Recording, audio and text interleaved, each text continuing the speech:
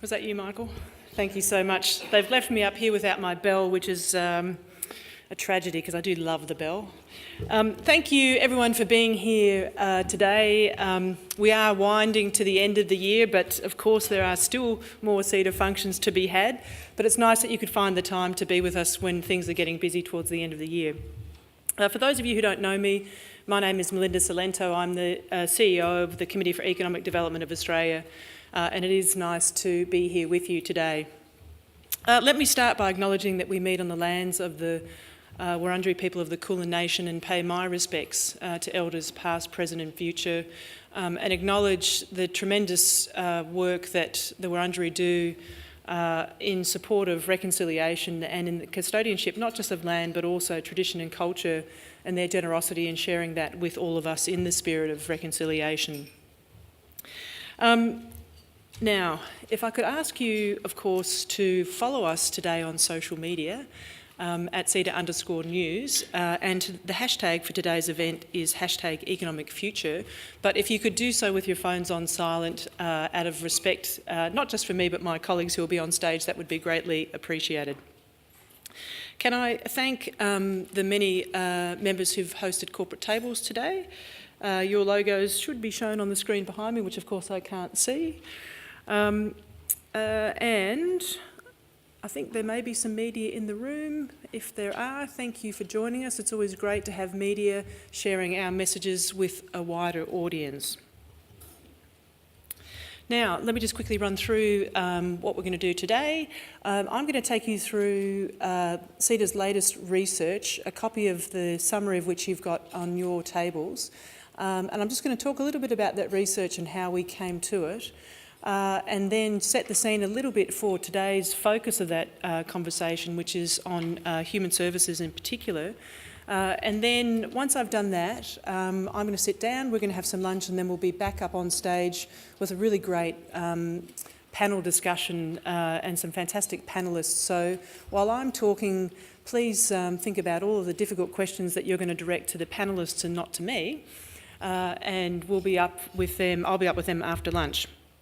Now, so the report that I wanted to talk about today, which we released a little while ago, is the Connecting People with Progress report, a copy of the infographic of which you've got on your table there. And I'd encourage you to have a look at it, because there's heaps of information in there.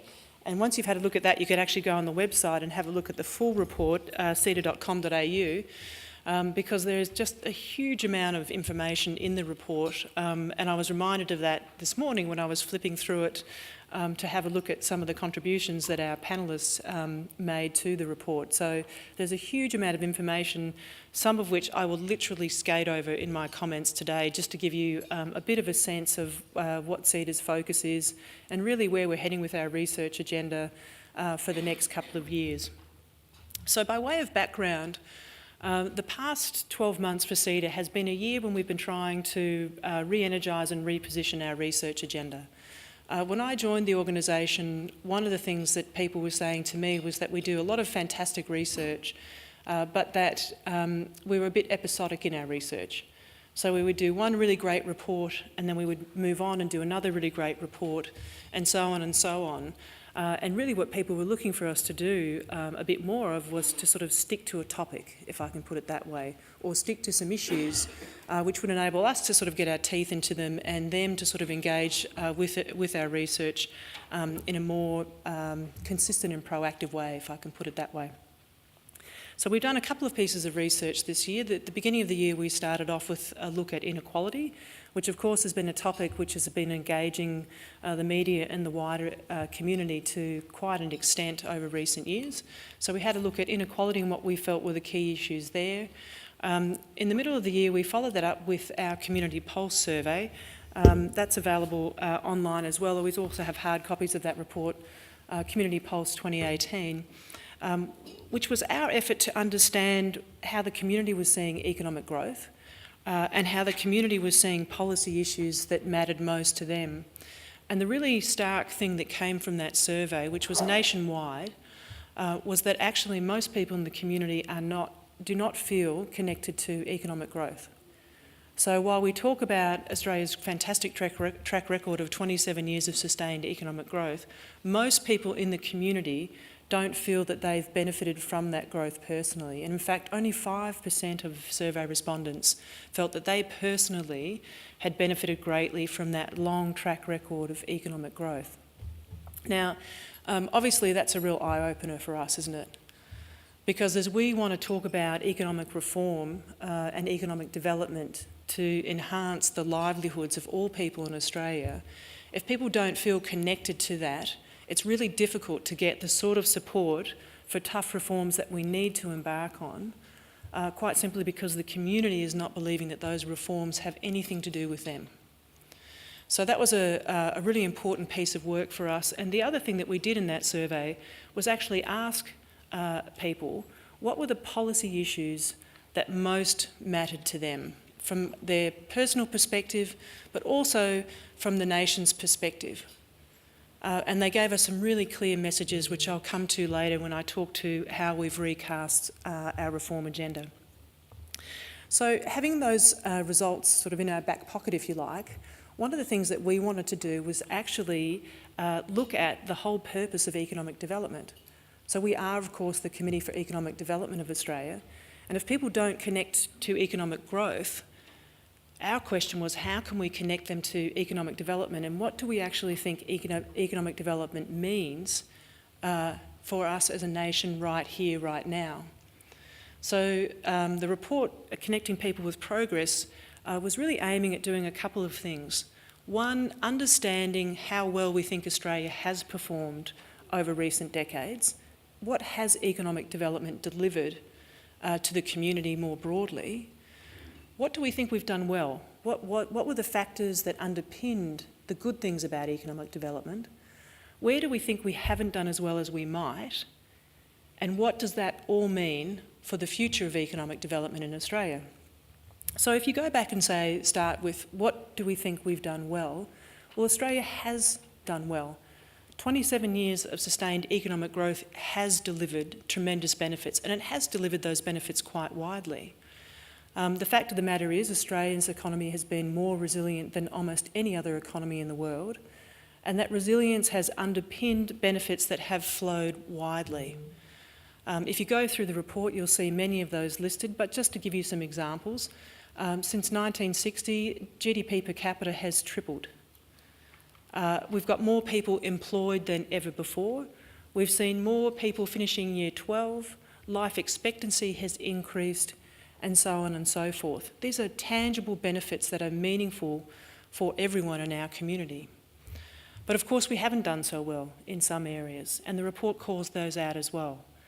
There are too many people, at least 700,000, who aren't connecting to prosperity, who remain in deep disadvantage and poverty, who are struggling to get work. We've seen an increase in the long-term unemployed in this country. And of course, if you look at some of the environmental indicators and the absence of things like a cohesive approach to emissions, these are areas where you would call out that we haven't done as well as we would have liked. So that's a little bit of a quick snapshot of the scorecard, if you like, of economic development. But then what we wanted to do was to understand, well, what do we think are the key features that have been important to the good things that have been achieved in Australia's economic development? And we call out a few of those in the report. There are things that we think are sort of features of Australia's brand of economic development, if you want to put it that way. And what are those features? Well, firstly, we've sustained incredibly strong immigration, stronger than most in the OECD. That is an absolute standout feature of Australia's economic growth and development. We've had very strong institutions, including our federal system of government. We've had policies that have connected business and the community to the big structural opportunities that occurred over the last 2 or 3 decades. Globalisation. Our policies set us up to benefit from the opportunities created by globalisation.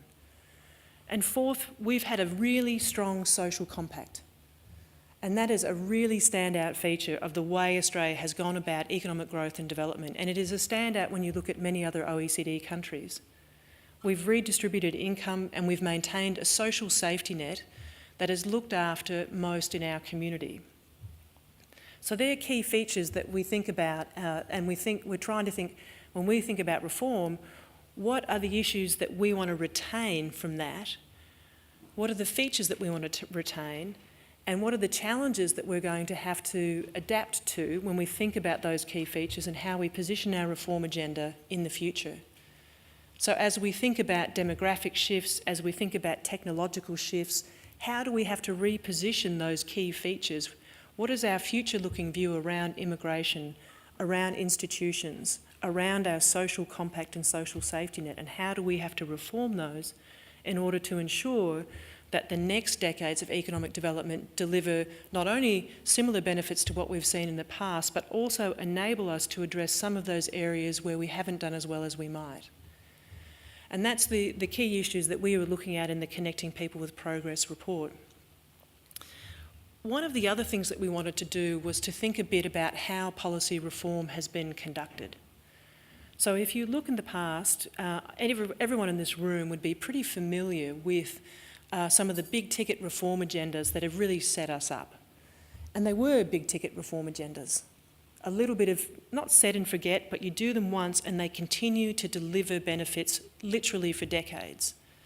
Floating the exchange rate, opening up the economy, introducing competition into key sectors in our economy. These are huge fundamental changes that transformed our economy and have delivered benefits which we are still enjoying today. But when you think about the challenges before us, the view that CEDA took was that actually we need to develop a different way of thinking about reform. The idea that you can set a policy reform now, and that even in 5 years' time that reform is likely to be effective and relevant seems more unlikely today than it was in the past. If you think about the pace of change, particularly around technology and data, the idea that you're not going to have to continually be looking at your policy settings and challenging whether they remain relevant is something that we think needs really serious discussion. So the way that we formed our thinking, or our agenda, if you like, was not to present the top 10 list, if you like, of the reforms that must be undertaken to guarantee future prosperity. What we did was look at 5 key themes, which we describe as a policy stack, a range of issues that are complementary and must be pursued together, and a range of issues that are going to have to be continually updated and reviewed to ensure that the settings that we have for business and for our community remain relevant, robust and effective in delivering the outcomes that we want. And you'll see in the infographic the 5 key areas that we've highlighted. Population, as I've said, an absolute feature of Australia's economic growth, strong population growth and strong immigration growth. But also something that we haven't done as well on recently, quite simply because infrastructure hasn't kept up with population. Technology and data. I talked about Australia doing so well at connecting to the big wave of opportunity that presented itself through globalisation and in fact the rise of Asia. As we look forward, the next big wave of opportunity is going to come from technology and data, and how we position ourselves in business and as a community to make the most of those opportunities. These are not policies that will stand still. Workplace, workforce and collaboration. Again, anyone who's had any conversations about the impact of technology, automation, etc., knows that our workforce and our workplaces must change. We are already seeing changes today in how employers hire people and the sorts of skills that they're looking for. This is only going to accelerate in the future. We must have conversations about how we can get better collaboration in the workforce and at the workplace to enable the sorts of improvements that will support strong wages growth, productivity and employment growth. And the simple fact is that Australia has absolutely failed to have a joined-up conversation on these issues for decades. And we see it as imperative to have that conversation in the future. Institutions. I talked about the role of institutions in the context of our federation, amongst others. But one of the big challenges for how we're going to develop as a country in the future is how our institutions work together. The idea that we can pursue the biggest challenges facing our country in silos of business, government, community, never working across each other, is just naive. If we are going to tackle the biggest challenges, if we are going to make the most of the biggest opportunities, we are absolutely going to have to do that with institutions working together, and our institutions are going to have to change if they're going to do that well. I was saying just earlier that the idea that our public sector can keep abreast of every change in technology and in the face of the pace of that change in technology is absolutely ludicrous, to think that people in the public sector are going to be able to do that. That is not a criticism. In my view, it's a reality. And the question then is, how does government and the bureaucracy transform itself so that it can work with business to stay abreast of the biggest, most important changes that are happening in our economy and in our businesses, to make sure that the policies that they set are the ones that will deliver the best benefits for our community and for business. So we are going to have to rethink how our institutions operate and how they operate together. And finally, the fifth element of our policy stack is, of course, critical services, which we'll be talking to today. When we did the Community Pulse survey, I said that there was a very clear message that came through from the community around the things that mattered the most to them. It didn't matter where you were, it didn't matter what state you were in, it didn't matter whether you were in a city, a region or a remote location, and it didn't matter whether you were 18 or 85.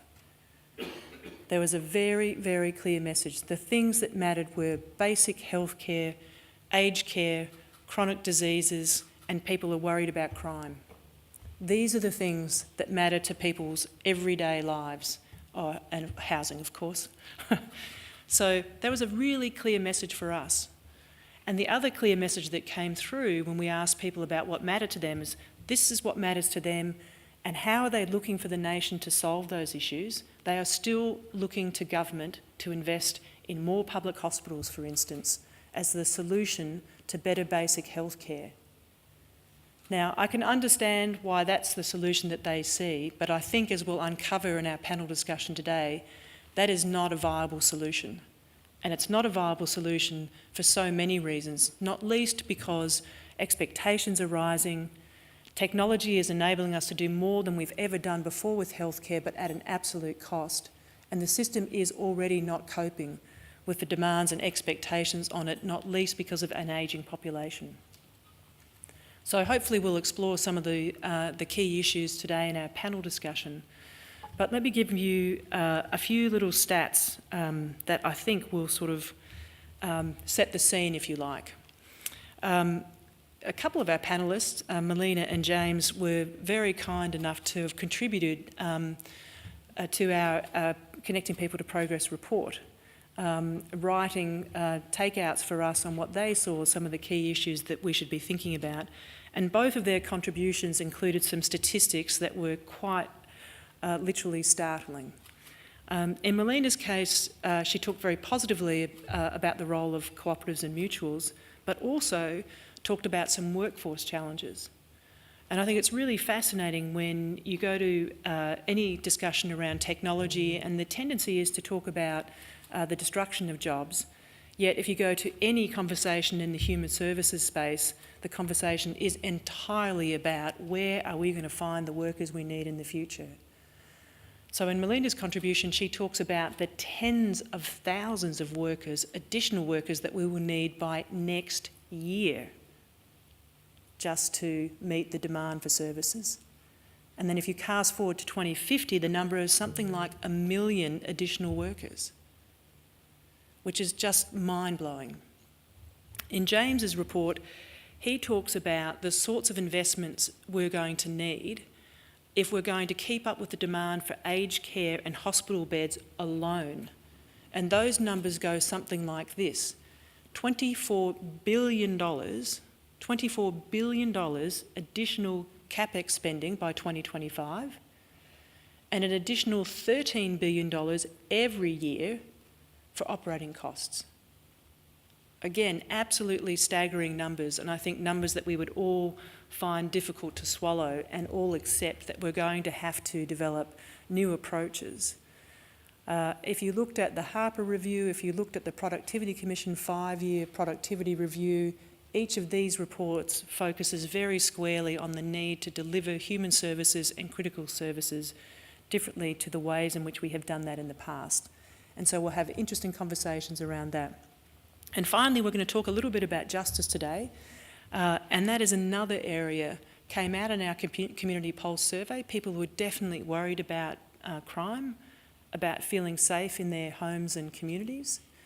And when we asked them really about the ways in which that they might like to see those issues addressed, they sort of reached for a pretty traditional lever, which is the sort of tougher sentencing, more people in prisons lever. But again, we know that the numbers there, you'll find those in our report as well, where we've seen an increase in the number of people in prisons. So the number of people in prisons has increased 40% between June 2013 and June 2018. And we've seen rising recidivism. So 44% of people who've been in prison when released are likely to be in prison again within 2 years. 44%, not likely, they will be. That's what the statistics show you. Now, for every day someone spends in prison, that costs roughly $270.